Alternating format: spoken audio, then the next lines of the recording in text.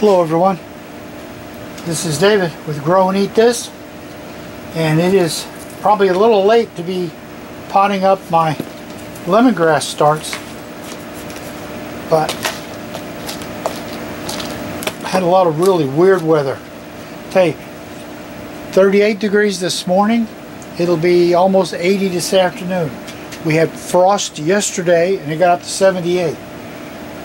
I tell you, spring in Atlanta, in the Atlanta area, it makes no sense whatsoever.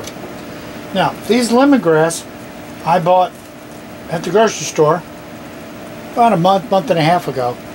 I trimmed them to this length, as you can see, and you want to make sure when you buy them that they have this little nub area right here. Sometimes they'll cut up into the quick here. You need this little nub because, as you can see, that's where your roots will come from. So I've not only got this one, when you cut off, all of this has grown, but I've got a new little plant starting here also. So we're going to get these planted into bigger pots. And I still haven't, last year I only did them in pots. I think I'm going to put them in the ground this year. They get a lot bigger if you put them in the ground. I'm going to pull my little start of a plant up.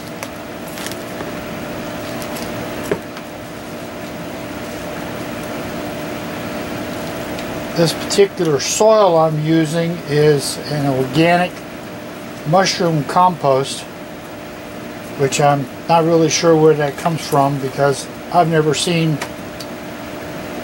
bought mushroom compost before that was primarily sticks. So needless to say, I won't be buying that again. Well, it's just sticks. That doesn't really look like mushroom compost. Mushroom compost tends to have something to do with things like horses, the back end of horses. And just huge sticks. Very disappointing in this product. Okay, here's another big old whopper one. Look at the root structure. This is just outstanding root structure. And as I said, it's, 4 weeks, 5 weeks. Now, I trim them to 6-8 inches long. Basically, it depends on the jar I'm putting them in. I want them to stick out of the jar some. Sort the sticks. Just dechlorinated water.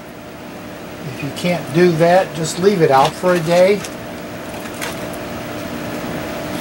Put it in a jar. Put the plants in.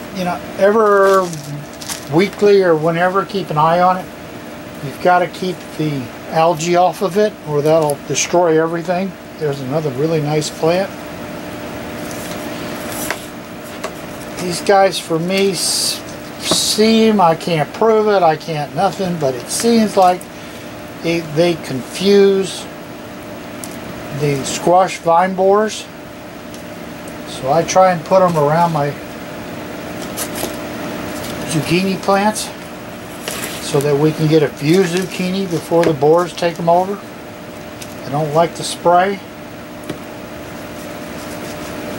which then translates into I don't like to get zucchini for very long out of the garden because the borers move in. This does seem to slow them down some.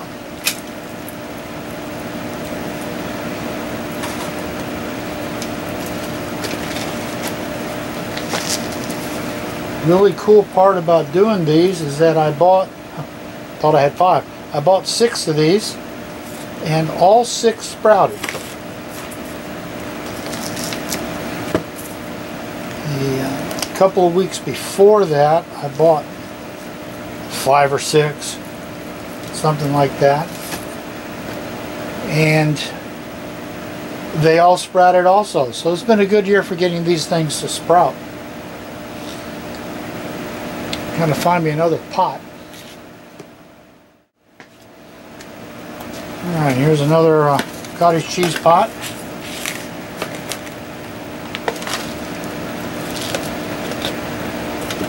Ridiculous. So, ooh. And this one, even though I got a good tops, it's probably good to be able to show you. As you can see, it's only got a little bit of root showing. And the stem itself, as you can see, is dead, all except for that one little spot right there.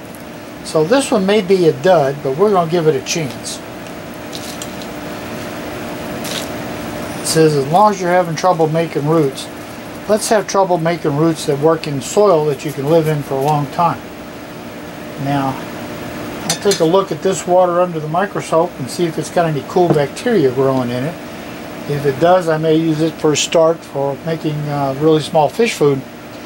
But other than that, I'm going to keep these inside and let them get used to being in a pot for a day or so before I stick them out there in that 70-degree weather, 70, 80-degree weather. So lemongrass, buy it at the grocery store.